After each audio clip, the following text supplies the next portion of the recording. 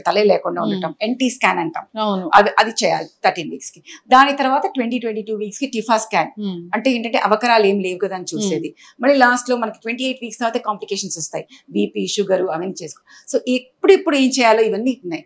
So minimum 4 లేకపోతే 6 regular గా private లో అయితే డెఫినెట్ గా మనం ఏం చేస్తామంటే ఫస్ట్ 6 months మనకి నెలకు ఒకసారి రమ్మంటాం. దాని తర్వాత 15 రోజులకు ఒకసారి, 9th month లో వారానికి ఒకసారి చెకప్ చేస్తాము. సో ప్రతిసారి ఏ టెస్ట్లు చేయాలో అన్ని చెప్తూ ఉంటాము. వ్యాక్సిన్స్, ఫ్లూ వ్యాక్సిన్ ఇచ్చేస్తాం 3 months అవ్వగానే.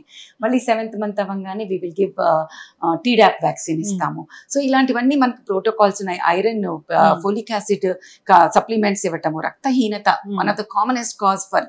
ఇప్పుడు మామూలు వాళ్ళు కొంచెం బ్లడ్ లాస్ అయినా మనం సపోర్ట్ చేసుకోగలం, బాడీ కంపెన్సేట్ చేస్తుంది.